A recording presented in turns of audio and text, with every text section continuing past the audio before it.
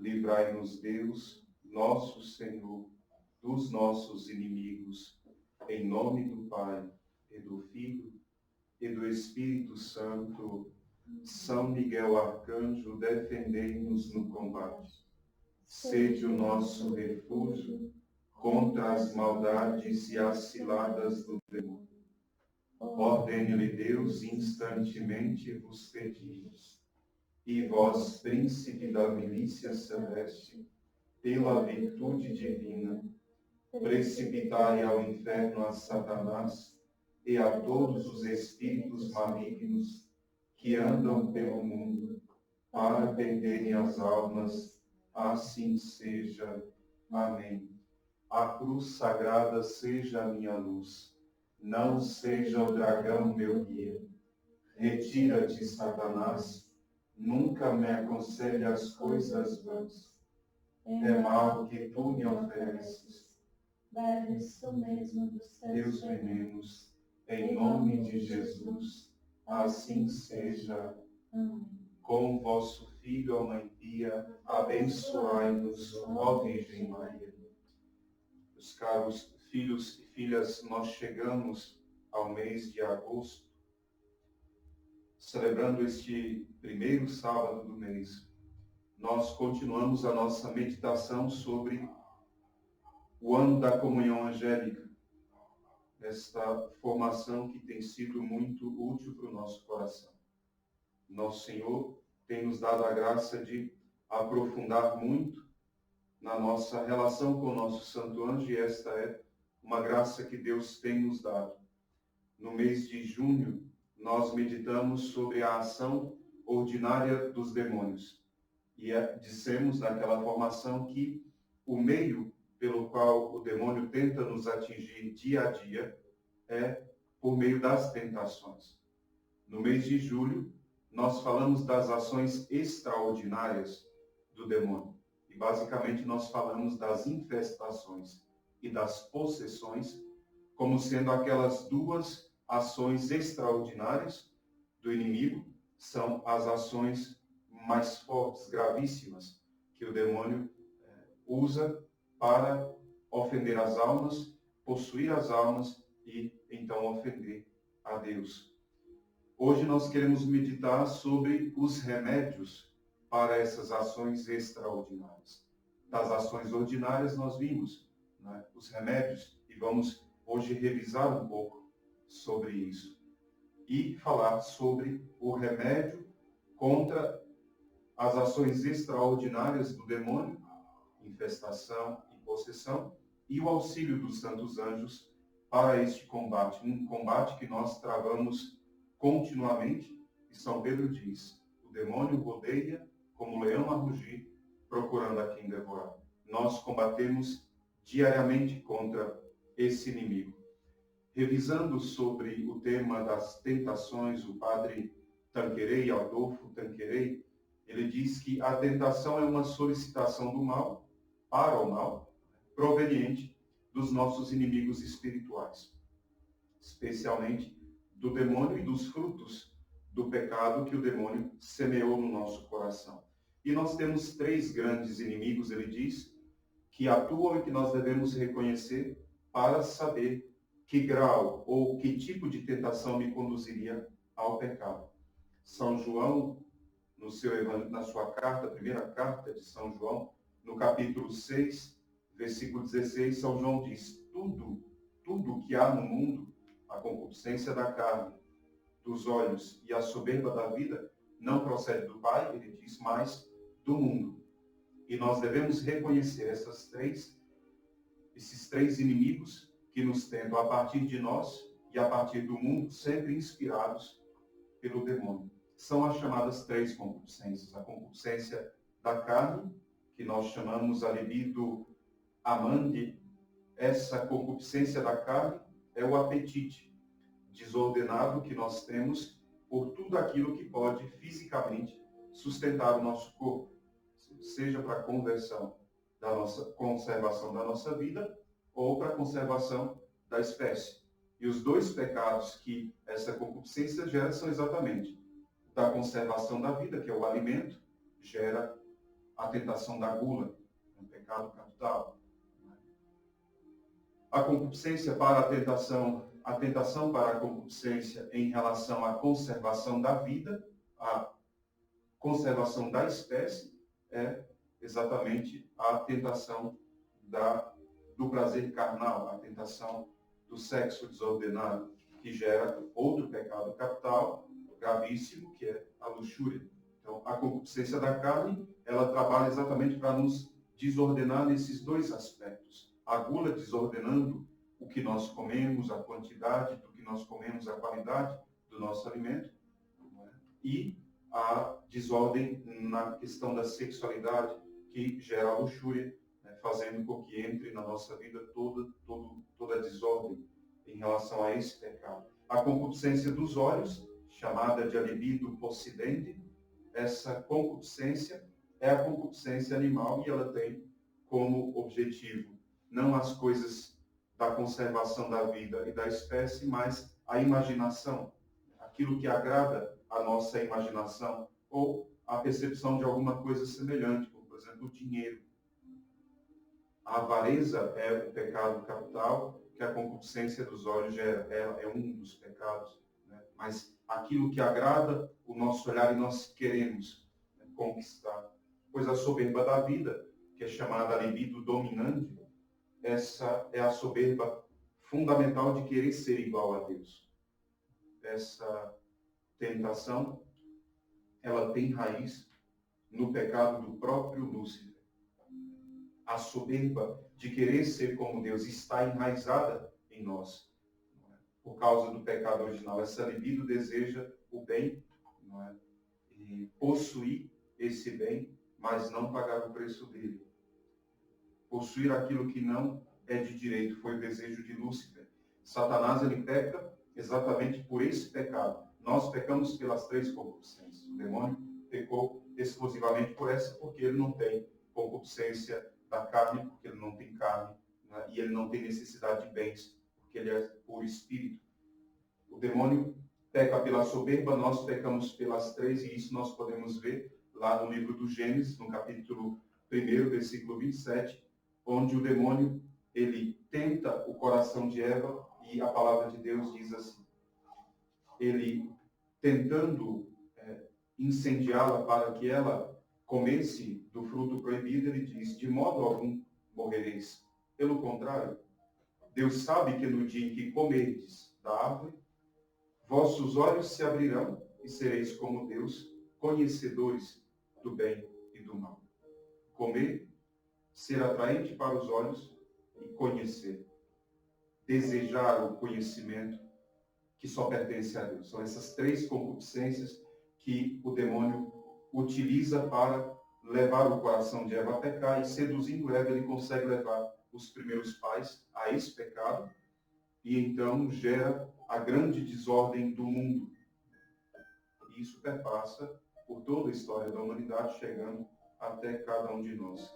E essas três concupiscências, elas revelam aquela tendência do nosso coração para o prazer, para possuir coisas, querer coisas, né? E para o poder, o desejo de dominar. Alguém chega a usar até o argumento do amor para dizer, eu fiz isso por amor, eu matei porque eu amava. Querer ter posse daquilo que não lhe pertence, o poder, exercer o poder. Nosso Senhor, ele foi tentado por essas três libidos, não é? Lá no livro de São Lucas, no Evangelho, no capítulo 4, versículo de 1 a 13, nós vemos a tentação de Jesus no deserto. E o demônio tenta exatamente ali no comer, transforma essas pedras em pães, não é? Na soberba, se lance daqui, você não é o Filho de Deus, os anjos vão te guardar. Depois, na tentação de possuir as coisas, vê, esses reinos eu te daria tudo, se você se ajoelhasse diante de mim. O demônio usa as mesmas três tentações, e nós conhecemos as armas que Jesus ensinou para essas três tentações: jejum, esmola, né, e a oração. O jejum contra o pecado da carne, né, a concupiscência da carne, a esmola contra a concupiscência dos olhos, e a oração contra a soberba, porque a oração torna humilde o coração do homem. A oração nos faz reconhecer Deus. E para nós religiosos, não é? Essas três armas se transformam, esses três remédios, nos votos: pobreza, castidade e obediência. Esses três votos combatem em nós as três concupiscências. Não é? Por isso, nosso Senhor também passa por essa prova, porque todo ser humano, fruto do pecado original, passaria por elas, e nosso Senhor não quis deixar de se submeter a essa prova. E, claro, nós não podemos, nessa formação, falar de todos os remédios para todas as tentações. O que nós falaremos é, de um modo geral, dos remédios que nós temos para combater, né, de modo geral, as tentações. Tantas vezes, nós somos tentados por falta de discernimento e nos perturbamos muito por não conseguir distinguir o bastante, discernir o bastante entre sentir e consentir. Será que eu pequei? Frei, eu pensei tal coisa, ou veio no meu coração tal desejo. Será que eu pequei? Nós temos dificuldades de discernir quem nos tenta, né? De onde vem o inimigo que nos tenta, se de nós, se do mundo, se do demônio, e discernir se pecamos ou não. E aqui nós vamos recordar, o pecado ele tem três fases: a proposição, a sugestão do demônio, a complacência, sentir, né, qualquer gozo e desejo por aquilo, e o consentimento. Ou seja, essas três fases são necessárias para que haja o pecado. E nosso Senhor diz, para combater as tentações e não sucumbir, vigiar e orar. É o que nosso Senhor diz como arma preventiva, como remédio preventivo: vigiar e orar. E essa vigilância, nós podemos dizer, ela se faz por meio de três elementos que eu poderia meditar rapidamente, que são a prudência, a humildade e a coragem. Nós podemos chamar esses remédios de preventivos. Fazem parte do vigiar e orar. A prudência, ela reconhece o inimigo. Ela nos ajuda a julgar bem de onde vem a tentação, descobrir as táticas, né, que o inimigo está usando para nos derrubar, evitar aquilo que poderia facilitar a ação do demônio. Ou seja, a prudência nos ajuda a perceber onde ele vai agir e evitar a vitória dele. O demônio, ele sabendo disso, ele também chega a se transformar em anjo de luz quando ele vem falar conosco. Nós lemos na vida dos santos. Santa Faustina fala, ele aparecia em forma de Jesus e pedia para ela fazer penitências, pedia coisas para ela. E ela dizia, eu reconhecia que não era Jesus no olhar dele. Padre Pio também tinha os seus modos de reconhecer se era ou não o demônio, mas exatamente porque o demônio, ele sabe, ele é falso, ele é embusteiro, ele é enganador, e ele vai tentar de todos os modos, não é, nos pegar em alguma situação.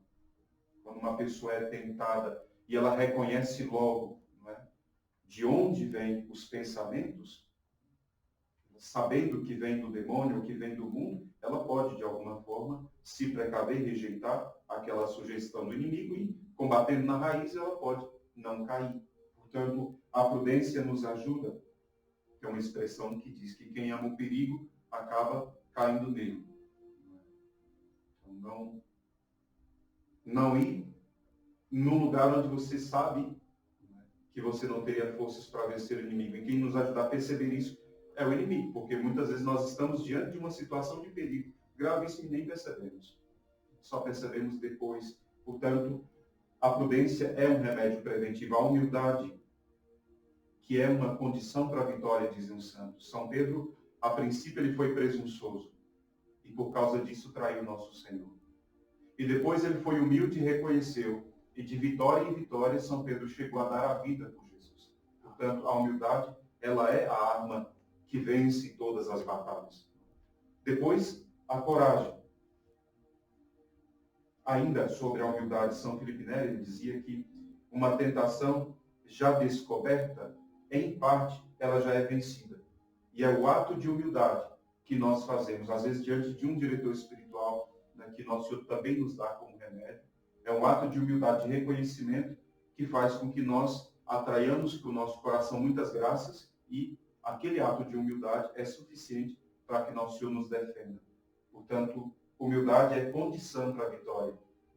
Depois, a coragem, que é uma qualidade de todo soldado. Ele diz, soldado de Deus não deveria temer os seus inimigos, porque nosso Senhor fez uma promessa de que nós não seríamos tentados além das nossas forças. É verdade que muitas vezes nós sentimos que não vamos dar conta. Mas é porque nós nos conhecemos pouco também. E conhecemos menos ainda a Deus. Por isso nós nos angustiamos tanto. E até pedimos a Deus perdão pelas vezes que nós sentimos que vamos desfalecer e chegamos a desconfiar. Porque é pouco conhecimento ainda do poder de Deus. Santo Agostinho dizia, o demônio é como um cão amarrado, que tem um limite até onde ir. E ele só morde aqueles que querem ser mordidos. Porque só morde aqueles que se aproximam o suficiente para serem mordidos. Portanto, é também uma arma, ele diz, a coragem, que ainda faz parte do vigiar. Vigiar. É importante combater, eles dizem, o demônio logo no princípio das sugestões dele. Porque o mal combatido na raiz, na primeira semente lançada, é fácil de vencer. Difícil seria vencer depois de já crescido. É o santo que dizia, matar um leão enquanto ele é filhote é fácil. Matar o leão depois de grande é difícil. Uma tentação grave que nós devemos tomar sempre muito cuidado são as tentações das ilusões. Que são elas que, de um modo geral, mais o demônio usa contra nós. E a ilusão pode ser efeito de uma ignorância, ou seja, de não saber, achar uma coisa que não é verdade, pensar sobre mim uma coisa que não é verdade. O demônio nos ilude tanto para mais quanto para menos. Ou o demônio nos joga no fundo do poço e diz, você não é ninguém. Ou o demônio nos exalta acima do céu e diz, você é muito, você é grande, você já é santo. Né? Ou ele está nos humilhando, ou ele está nos exaltando. Nunca sendo humilde, jamais. E muitos caem nessas ilusões. Muitas vezes por imprudência e muitas vezes por soberba. E grande parte das vezes por amor próprio.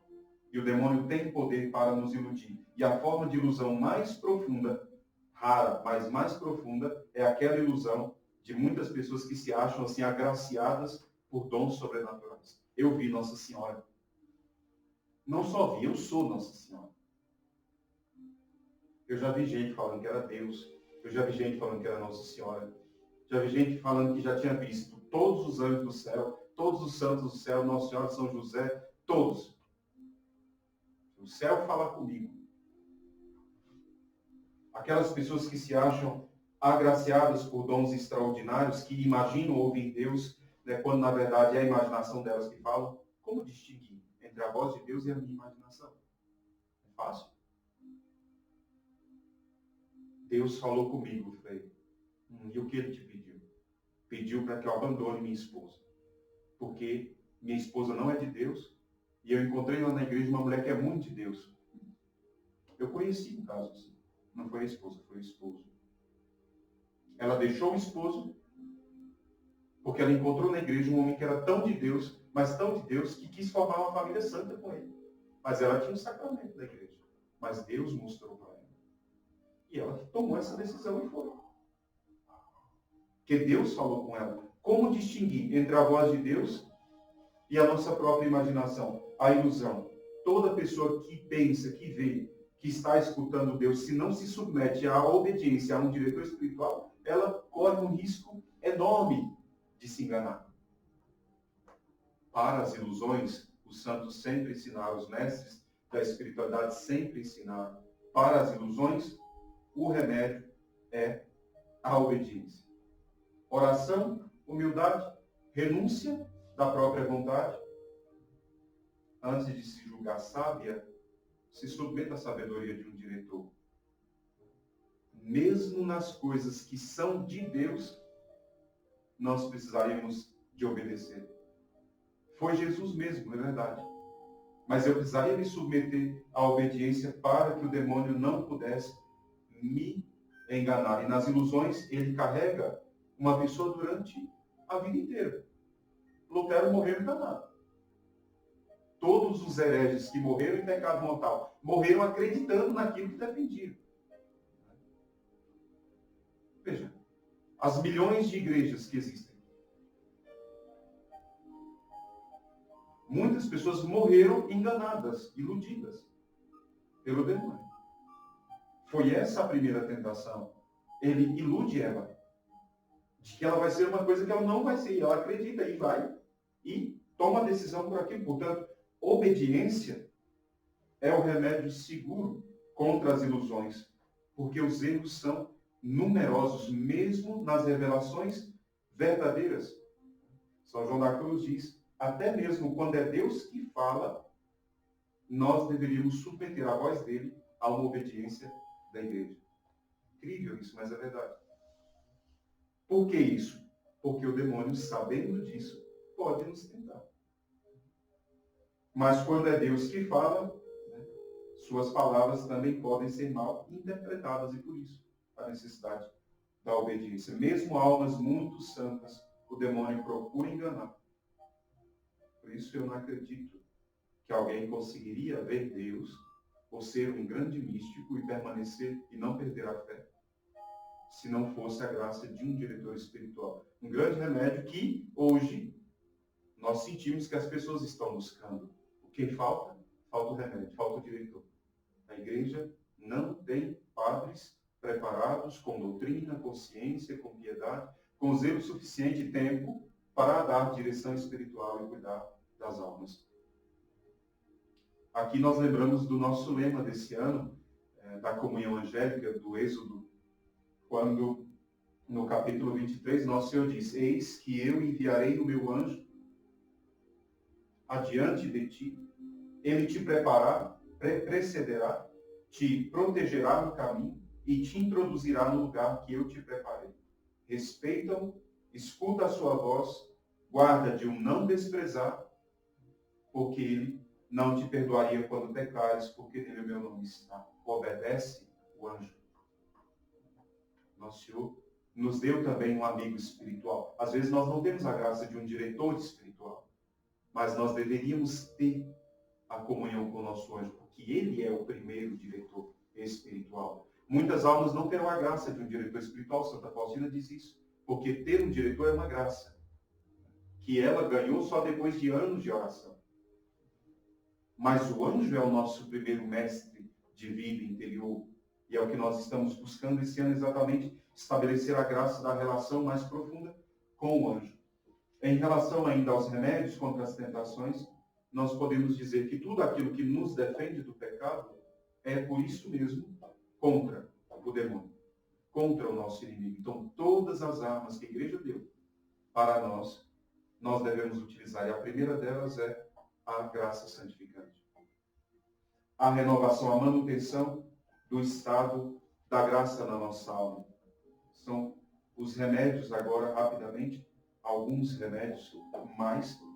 Primeiro, para combater a tentação, é a manutenção do estado da graça.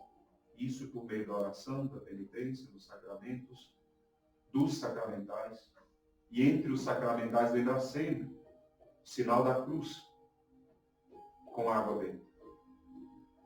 Acordei, meu filho acordou, meus filhos acordaram. Faz o sinal da cruz. Esse é o sinal da vitória do cristão sobre o mal, sobre o demônio. Muitos santos dizem, às vezes só o sinal da cruz é suficiente para vencer uma tentação do inimigo. Portanto, fazer com piedade, como dizia Santo Agostinho, sobre todo o nosso corpo. Um sinal da cruz bem feito, com piedade, com zelo, com verdadeira fé, com devoção sincera, isso já é suficiente para vencer muitas tentações. Então, nada de fazer sinalzinho da cruz e mandar beijo para o santo. Sinal da cruz piedoso, de modo que nós saibamos dizer para o nosso inimigo quem é que vence. Não somos nós, é o poder vitorioso da cruz de nosso Senhor que derrotou toda a ação do inimigo. Portanto, primeiro escudo é a graça, a fé.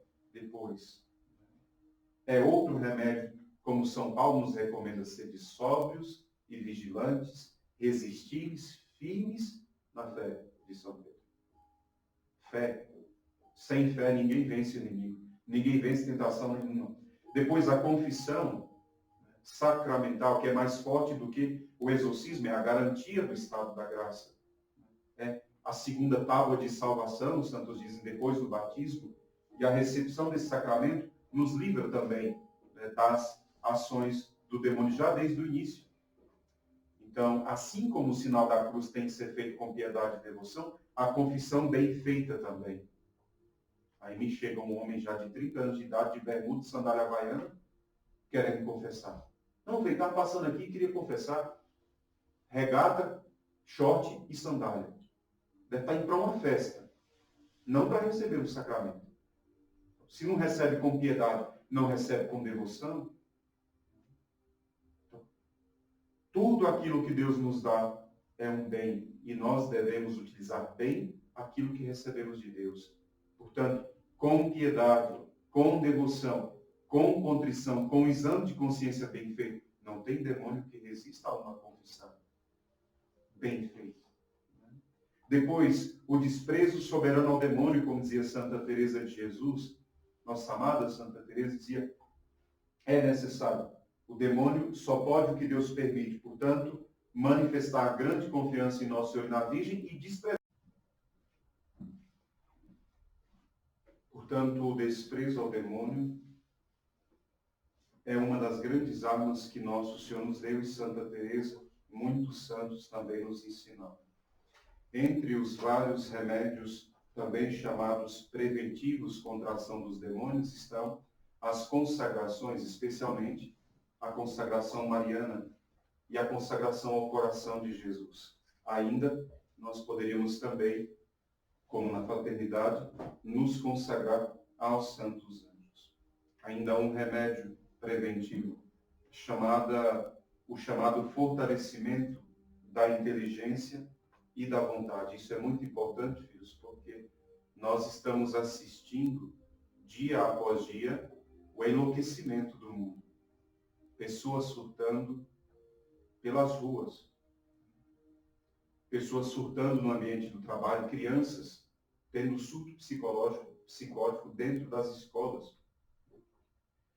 O fortalecimento da inteligência e da vontade é muito importante porque, nesse século, foram aumentadas muitas práticas como hipnotismo, práticas ocultistas, práticas de transe, com narcóticos, uso de drogas, chás, alucinógenos, técnicas corporais, técnicas espirituais de meditação, por exemplo, no Ocidente, essa prática oriental da yoga, por exemplo, essa meditação transcendental, que é um perigo muito grande para a alma. O Papa Bento XVI, quando era ainda cardeal, responsável pela congregação da fé, ele escreveu uma carta falando dos perigos que a prática de meditações orientais tinham para a alma cristã. Não é? E hoje, na verdade, muitos grupos católicos praticam, né, dentro das suas igrejas, meditação transcendental. E essa meditação chamada contemplação passiva é um risco muito grande, porque, principalmente nessa tradição do budismo, as pessoas são chamadas a se absterem, não é, do domínio da vontade, entram numa contemplação, abandona, né, o domínio pleno da inteligência e vai sendo conduzida. Isso enfraquece a inteligência, enfraquece a vontade, o autodomínio. Existem, como eu disse, movimentos, tem até um padre que já escreveu um livro sobre meditação transcendental cristã. Os santos nos ensinaram a contemplação, a meditação, e os movimentos modernos, principalmente animados pela nova era, trouxeram para dentro da igreja práticas esotéricas. Você entra, de repente, um grupo católico está lá praticando meditação a estilo de meditação oriental. Isso é um perigo enorme. Pessoas que têm procurado, os médicos, psicólogos que praticam outro tipo de prática religiosa de meditação, reiki, outras pessoas procuram, né, essas tradições orientais que chegam até nós de forma muito confusa. Isso é um risco muito grande. Portanto, fortalecer a inteligência e fortalecer a vontade por meio da meditação, da palavra de Deus, é muito importante. Depois, evitar toda superstição, toda curiosidade vã. Nosso Senhor diz, a cada dia basta a sua própria preocupação. Por quê? em relação àquilo que é oculto para nós, que os anjos conhecem, os demônios também estão lá. Se alguém começa a praticar o ocultismo, a adivinhação, né, tentando descobrir o que está para além da nossa capacidade humana de descobrir, tudo isso aí são portas, né, que o demônio usa para gerar grandes tentações, até a última delas, que é, nós veremos, a possessão demoníaca. E os anjos, claro, nos auxiliam no combate contra as tentações. Os santos dizem: o amor dos anjos por nós é maior do que todo amor natural.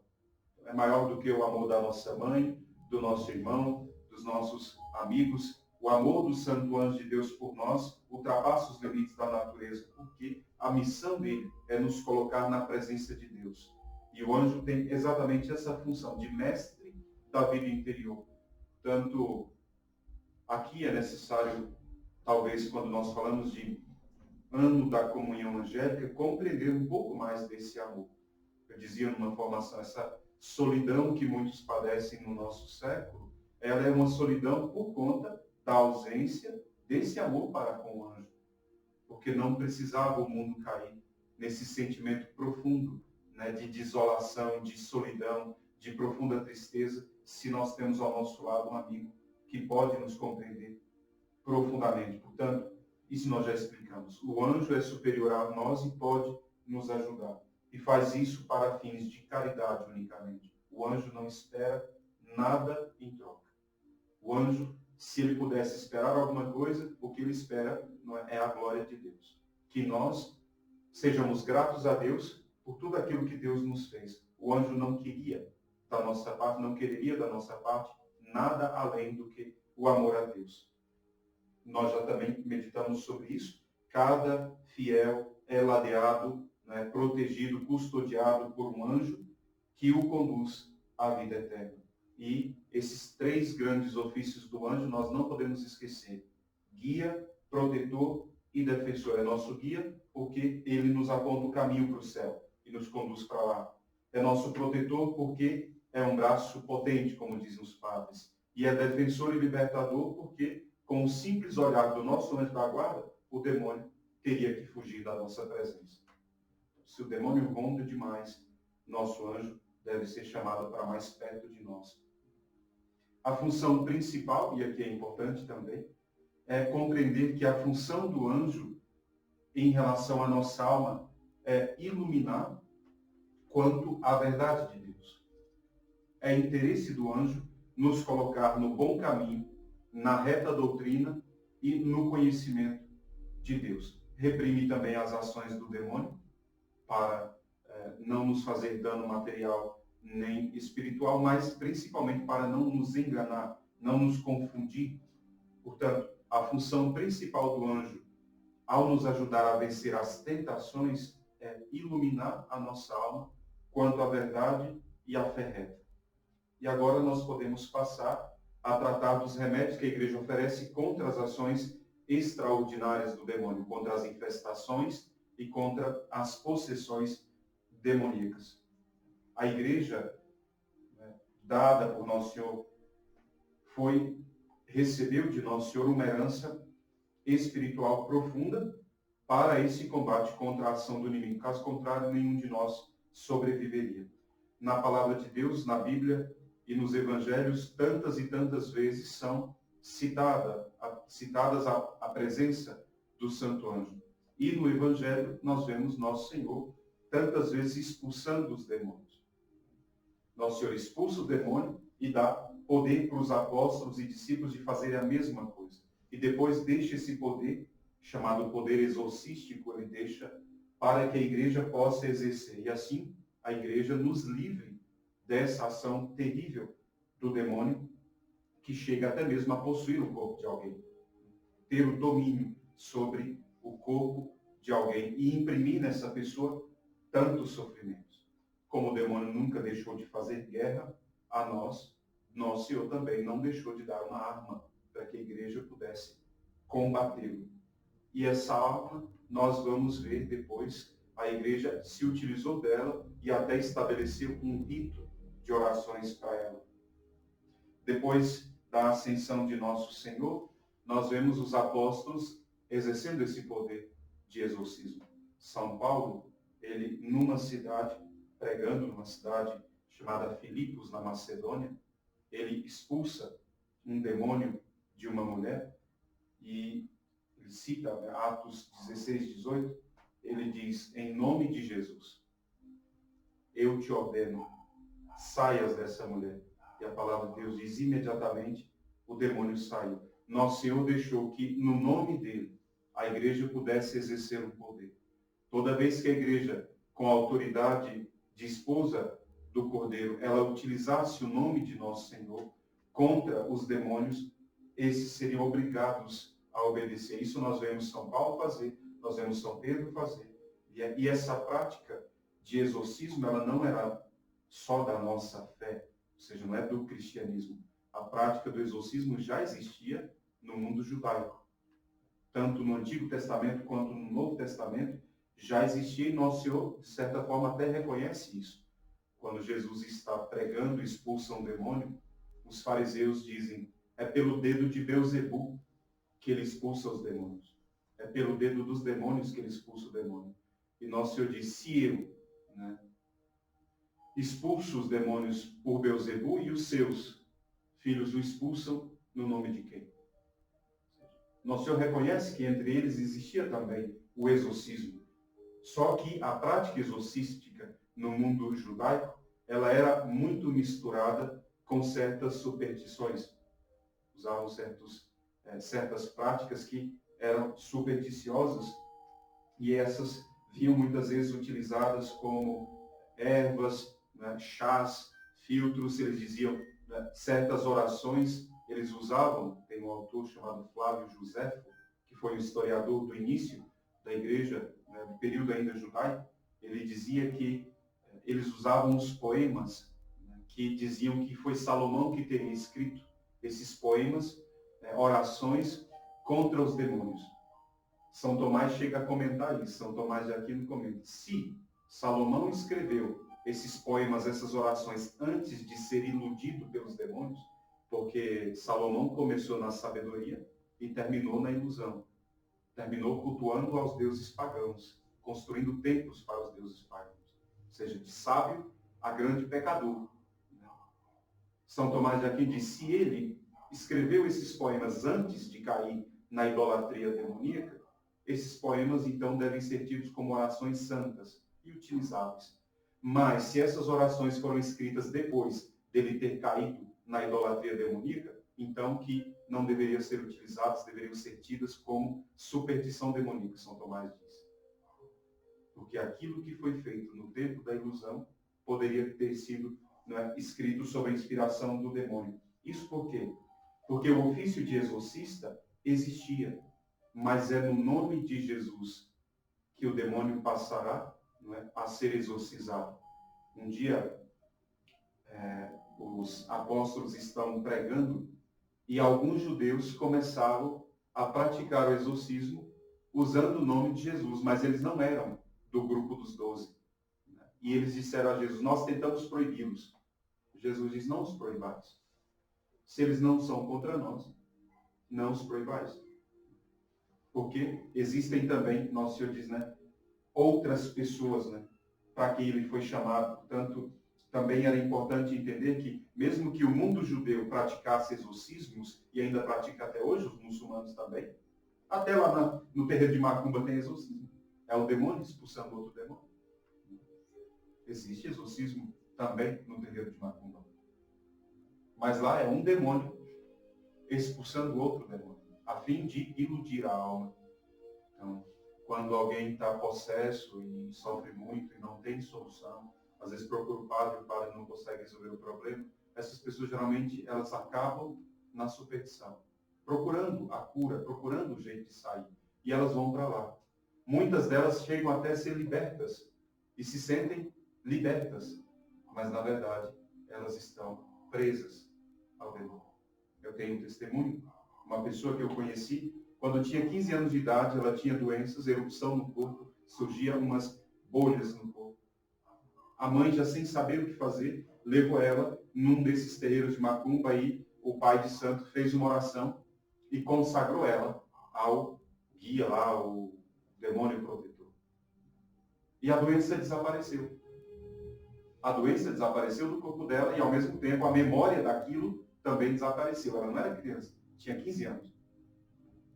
Quando ela tinha 23 anos de idade, ela começou a participar dos grupos de oração, 20 anos de idade, ela começou a participar dos grupos de oração e sempre tinha momentos de libertação. Sempre ela tinha libertações e manifestações, ela não entendia por que aquelas manifestações. E manifestações, e ela sofria muito, rezou durante 3 anos. Sempre tinha libertações. Ia para a oração, libertação. Ia para o retiro, momento de oração de cura e libertação, ela tinha manifestação. 3 anos depois de muita oração e muito sofrimento, ela se lembrou que tinham feito uma consagração dela num lugar assim. No exato momento em que ela se lembrou, a doença voltou. Depois, no grupo de oração, rezava, a doença foi curada. O que o demônio fez? Ocultou a doença, a fim de iludi-la, dizendo que aquela prática não era uma prática má. Foi a um bezerro. Como esses homens chamados de Deus que tinham por aí, que faziam milagres, não é? Que até expulsavam os demônios, mas em nome de quem? Portanto, a prática judaica caiu, não é? Porque não seguiram o nosso Senhor. Ela, mesmo que exista a prática de exorcismos lá, como no mundo muçulmano, e tudo isso, sempre é uma possibilidade de ilusão demoníaca, porque a palavra de Deus diz só no nome de Jesus. Todo joelho se dobra no céu, na terra e confessa. Jesus Cristo é o Senhor para a glória de Deus Pai, como diz a palavra de Deus. Aqueles que não confessam que Jesus é o Senhor, não estão com a verdade. Por isso, tem um cardeal chamado Cardeal Lexier, que tem um livro chamado O Mundo Invisível. Esse livro ele trata exatamente dessa relação do espiritismo e do mundo angélico. E ele falando do mundo angélico, e quando ele fala do ofício do padre exorcista, ele diz que o ofício de exorcista é uma ordem da igreja. É uma ordem da igreja pela qual um sacerdote é ordenado e recebe um poder espiritual para impor as mãos sobre os endemoniados, sejam eles batizados ou não. Um padre ordenado com um poder que a igreja dá para impor as mãos, ler o ritual dos exorcismos, não é? E expulsar, obrigar, ele diz, os demônios a abandonar os corpos das pessoas possessas. Esse ofício de exorcista, ele existiu desde o tempo dos apóstolos, desde os primeiríssimos séculos. Os apóstolos faziam isso, os discípulos fizeram isso. Depois, muitas pessoas recebiam esse carisma. Com o tempo, a igreja instituiu uma ordem, né? Porque não foi instituída por Nosso Senhor o ofício de exorcista, né? Foi um poder que ele deu para a igreja. E a igreja, então, vai conferir depois esse poder aos seus membros sacerdotes. Isso por uma necessidade. Sempre existiu o combate contra os demônios. Sempre existiram possessões, sempre existiram infestações, sempre. E sempre a igreja teve que combater os demônios. E a prática de uso de um ritual existe já desde o século IV. Portanto, não é uma coisa nova. A igreja criou, em várias partes do mundo, orações que ajudavam esses padres no exercício do exorcismo. Nos primeiros séculos, quando a fé ainda era muito viva, não é? Muitas pessoas, até leigos, tinham esse poder, né? Carisma que o Espírito Santo dava, e esse poder era exercido em função do paganismo. O mundo católico, pequena comunidade cristã no mundo pagão. Muita superstição, muita idolatria, portanto, muita possessão, muita infestação do demônio. Às vezes numa cidade, eu lembro até hoje, eu conheci uma cidade que foi cidade pagã, né, chamada Ostia Antiga. Essa cidade está no entorno de Roma. E andando por essa cidade, que era uma cidade antes de Cristo, ou seja, existia lá, no centro da cidade, um templo dedicado a um deus pagão, e lá no finalzinho da cidade, uma Basílica Cristã do século II, pequena igrejinha cristã. E nas ruas dessa cidade antiga, que são ainda as ruínas, né, você via vários centrozinhos de oração, várias capelinhas desse tamanho aqui, com templos dedicados aos deuses pagãos. Pensem vocês quanto culto demoníaco existia nessas cidades do início do cristianismo. Então, nosso Senhor, como a fé era muito viva, muitos cristãos tinham esse poder. O cardeal Lepsier, citando Tertuliano, ele dizia, Tertuliano na sua apologia à fé, ele falando que os exorcismos, ele era em favor dos pagãos. Deus dava esse poder para alguém expulsar o demônio em nome de Jesus em favor dos pagãos. E ele, fazendo a apologia da fé, ele fala para os pagãos, ele diz assim: quem, a não ser os cristãos, libertaria as vossas almas e os vossos corpos desses ocultos inimigos que vos arrastam para a ruína? Eu falo dos demônios que habitam dentro de vós e que nós lançamos fora sem qualquer recompensa ou salário. Deus tinha dado esse poder para o bem daquelas almas. Seria suficiente vingança para nós, ele diz, né? Deixarmos os demônios na livre posse de vossas pessoas. Mas vós, esquecendo o benefício de tal proteção, preferistes tratar como inimigas as pessoas que não vos fizeram mal algum. Por quê? Os pagãos perseguiam os cristãos de morte. E que, na realidade, vos são necessárias. Nós somos inimigos, sim, é certo, não dos homens, mas do erro. Porque nós anunciávamos a verdade, eles combatiam os cristãos. E Tertuliano diz, somos nós que libertamos as vossas almas do poder dos inimigos. E essa graça, nós não recebemos recompensa por isso. Um padre exorcista dizia numa conferência, se você tem o ofício de exorcista, nunca aceite dinheiro como recompensa das suas ações. Nunca. Presentinhos, muito cuidado. Nunca aceite. 1 centavo de recompensa se torna poder na mão do inimigo contra você.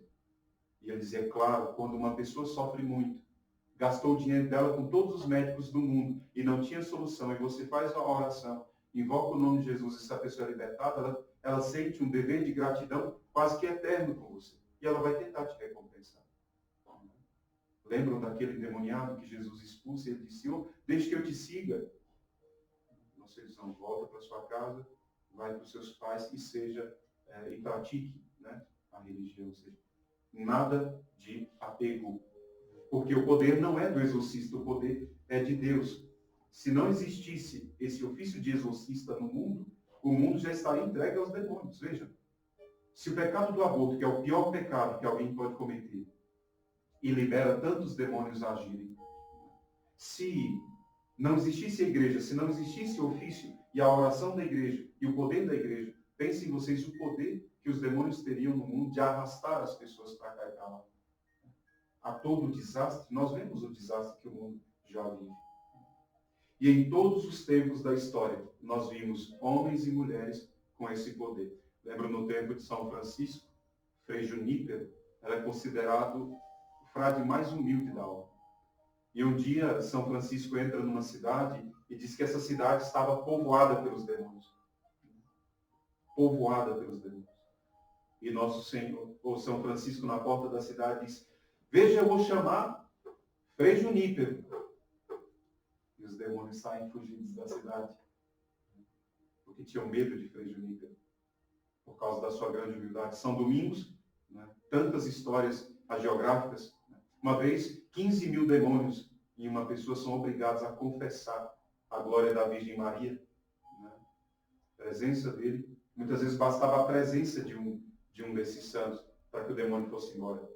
Um dia São Francisco estava numa casinha, chegou na cidade, estava numa casa, os demônios começaram a rodear aquela casa e querendo destruir, ele sai lá fora e diz, façam comigo tudo que Deus permitiu. E os demônios vão embora. Bastava muitas vezes a presença de um santo. Quanto a essa ação extraordinária do demônio chamada possessão, a igreja reza o rito de exorcismo como remédio eficaz. Talvez, depois dos sacramentos, o único que poderia.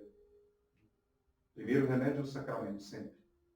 Mas depois dos sacramentos, não é? O exorcismo, ao mesmo tempo, estabeleceu normas rígidas para a prática dos exorcismos, porque ele é um sacramental da igreja, não é uma oração forte, é mais do que isso.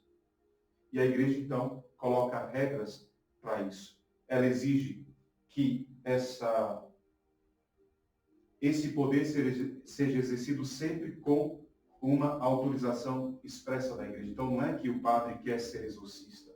Ele faz isso a mando da igreja. Por exemplo, em Brasília, nós sabemos que temos um padre exorcista, com ordem de exorcista. Pensa quantas milhões de pessoas existem em Brasília para um padre exorcista.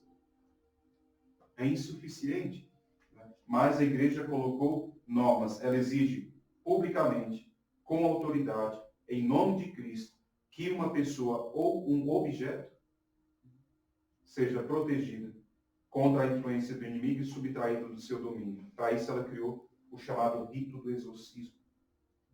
Sendo um ritual, ele é mais potente, não é, do que uma simples oração, ou uma oração muito forte, como muitos pensam. E o exorcismo ele pode ser realizado em coisas, objetos do mundo material, nos animais, nos vegetais, nos lugares e nas pessoas. Um exorcismo pode ser feito numa agulha, como pode ser feito num gato, como pode ser feito numa planta.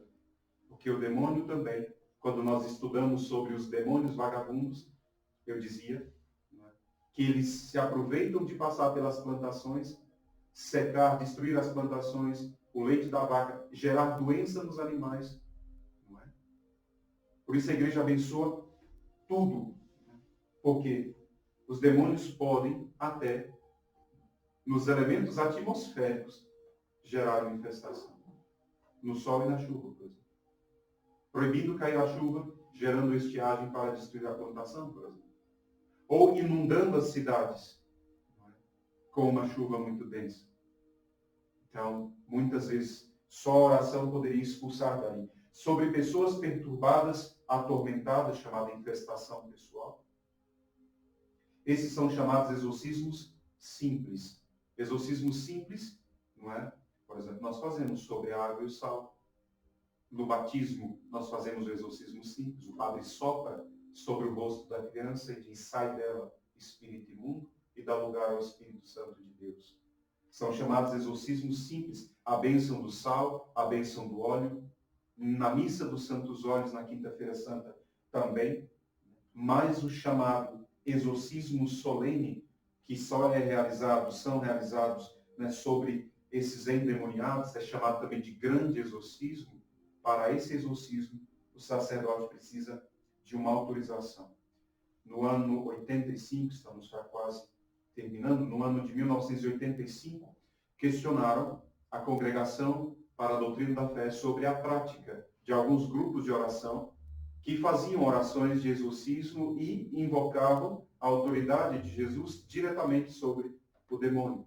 E perguntam se essa prática ela deve, né, ser contida ou se ela deve ser publicada. E o Papa, quando ainda era cardeal, escreveu uma carta de instrução para os bispos dizendo como cuidar dessa situação, porque, eu disse, o risco de ilusão é muito grande.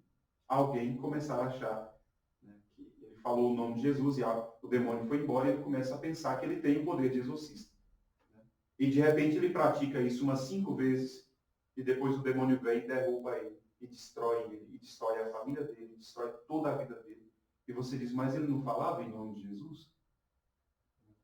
Mas ele não falava com a autoridade da igreja.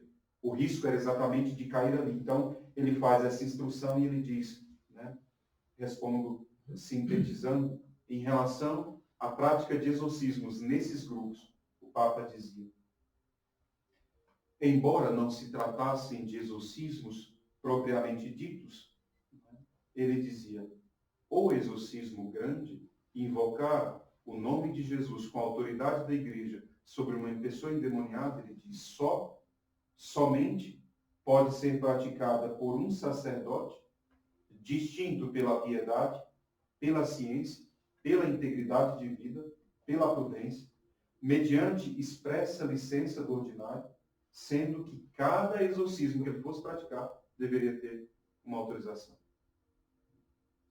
É muito limitador. Mas era a única forma que a igreja tinha de dar segurança de que aquele ministério estava sendo realizado em nome da igreja.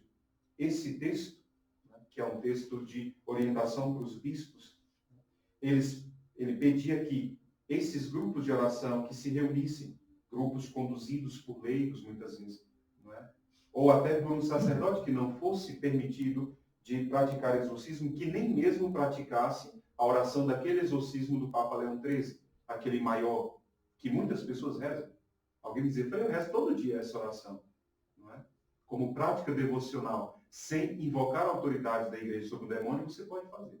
Agora, você não pode rezar esta oração usando a autoridade da igreja contra o demônio, porque ele pode se voltar contra você. Isso aconteceu. No Evangelho nós lemos, nas cartas dos Atos dos Apóstolos, lemos quando 2 quiseram expulsar demônios sem a autoridade da igreja e o demônio dá uma surra nos 2, porque o demônio era para eles e dizia, eu conheço Paulo, eu conheço Apolo, e vocês quem são? Né? Quem são vocês? E diz a palavra de Deus que os demônios deram couro neles 2. Por quê? Porque há um risco muito grande, de novo eu volto, da ilusão.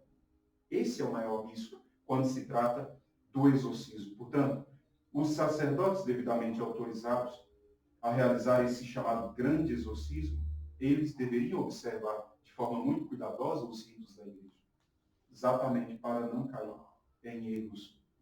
Portanto, o diagnóstico, que é muito difícil, né, deve ser feito de forma muito, muito acurada. Padre Gabriele Amorti era um dos defensores da prática do exorcismo como diagnóstico. Significa, eu vou lá e rezo um exorcismo sobre aquela pessoa. Se for o demônio mesmo, ele vai ter que se manifestar. De forma que o padre exorcista tivesse a certeza de que era o demônio. Qual é o problema? A oração de exorcismo é uma oração muito poderosa, muito forte. E tem um poder muito grande sobre o organismo humano. Se um padre reza o exorcismo sobre uma pessoa que não é endemoniada e que talvez já tivesse problemas psicológicos, ela poderia ter danos e sequelas muito grandes. Então, tem quem defende e quem não defende a prática do exorcismo como prevenção ou como diagnóstico, né? Portanto, essas ações, né, eu creio que o mais importante é pensar, né, que o diagnóstico, que é muito difícil, isso faz com que existam poucos padres exorcistas, ele deve ser feito sempre com base em muita, muita oração. Depois vocês podem, claro, nós não temos tempo de ler tudo, de estudar tudo, pela brevidade dessa formação, eu recomendo que vocês que conhecem, aqueles que não conhecem, podem procurar um livro de Gustavo Antônio Solimeu e Luiz Sérgio Solimeu, chamado o livro dos anjos e dos demônios, a luta contra o poder das trevas. No capítulo 4, quarto desse livro, ele fala um pouco mais sobre o diagnóstico e também sobre as práticas supersticiosas do demônio, sobre a forma de também exercer esse ministério de exorcismo. Poderiam procurar. Em relação aos santos e a sua comunhão com os santos anjos, nós poderíamos falar da vida de uma grande santa. Rapidamente, sobre a vida de Santa Gemma Galgani. Santa Gemma Galgani viveu entre 1878 e 1903. Santa Gemma Galgani foi uma jovem, né, morreu jovem, foi uma mística profundamente ligada à paixão de Nosso Senhor, ao ponto, né, de viver espiritualmente, né, o flagelo e a coroação de espinhos e a própria crucificação, ela sentia no próprio corpo, experimentou os estigmas de Nosso Senhor, né, viveu o oferecimento de si como vítima, Santa Gemma Galgani. E Santa Gemma tinha uma relação profunda, direta, com os santos anjos. Ela falava, né, com o seu anjo da guarda. Ela ouvia, conversava com ele, rezava com ele, meditava com ele. Né?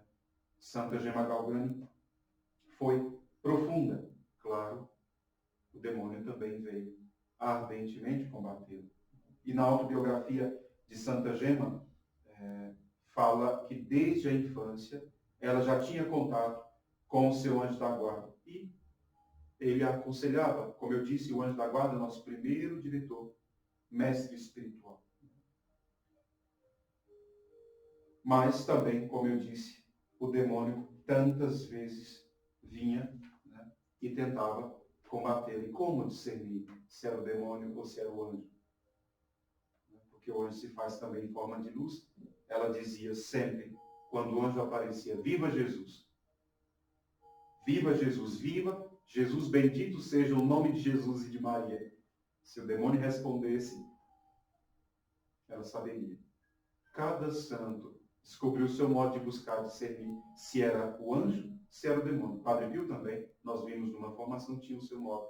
Ela dizia, viva Jesus, bendito seja o nome de Jesus e Maria. Recebida a resposta, ela tinha segurança de que era o anjo e não o demônio disfarçado, porque tantas vezes o demônio fez.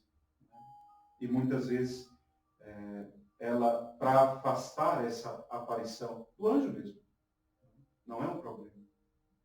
Ela fazia o sinal da cruz com água dentro e cuspia. Um dia em que o anjo da guarda se mostrou a ela, né, ela cuspiu no rosto do anjo da guarda e tentou afastá-lo, mas ele não se mexeu. Isso eu estou citando o biógrafo dela, ele dizia, quando a saliva cai no chão, né, do rosto do anjo, aos pés do anjo cresceu um lírio branco e nas folhas desse lírio estava escrito, tudo se aceita por amor. O anjo aceita que nós não tenhamos o discernimento claro da presença dele, não é? Porque ele sabe que o demônio poderia também nos enganar. Mas, como ela fazia isso por um ato de amor, porque ela não queria que fosse influenciada por um demônio, não é? Então, tudo se aceita por amor. E essa presença do anjo foi tão íntima, tão poderosa, né, que ela se tornou santa tão rapidamente. Meditava com frequência. O anjo lhe comunicava intensas luzes e dava ao seu coração fortes impulsos para a vida espiritual. O biógrafo dela diz, o anjo da guarda foi para Gema uma guarda vigilante, por outro lado, um excelente mestre de perfeição cristã. Os assuntos, acontecimentos eram para ele ocasião de instruir, orientar e até repreender, sempre com palavras cheias de sabedoria. Monsenhor Francisco Oligati, que também foi um biógrafo de Santa Gema, ele dizia que muitas vezes ela conversava com seu anjo e dizia, como eu te quero. Tu me ensinas a ser boa e a me conservar humilde e agradar a Jesus. Ou então, às vezes, né, ela dizia para o anjo, salve a Jesus por mim. E ela faz uma oração ao Santo Anjo. Essa oração eu vou rezar para terminar a nossa formação nesse mês de agosto, agradecendo a Deus por nos dar um pouco mais de conhecimento. Primeiro passo para a comunhão angélica. Conhece o anjo. Santa Gema rezava, eis-me aqui, ó meu bom Jesus, para mostrar-vos a cada instante o meu reconhecimento e a minha gratidão por tantos e contínuos favores que me tendes feito e que ainda quereis fazer-me. Todas as vezes que vos invoquei, ó meu Jesus, me deixaste satisfeita. Recorri a vós com frequência e sempre me consolastes. Como imprimir os meus agradecimentos para convosco, caríssimo Jesus? Eu vos agradeço, mas uma outra graça vos peço, se for do vosso agrado, me concede a graça. Se vós não fosseis onipotente, não vos faria tal pedido. Ó meu Jesus, tende piedade de mim. Seja feito em tudo, porém, a vossa santíssima vontade. Essa oração ela fez em gratidão pela presença do Santo Anjo da guarda na sua vida. Peçamos a nosso Senhor a graça da proteção dos nossos santos anjos, a graça da sua instrução nos caminhos de Deus. Louvado seja nosso Senhor Jesus Cristo. Para sempre seja louvado, e a sua mãe, Maria Santíssima.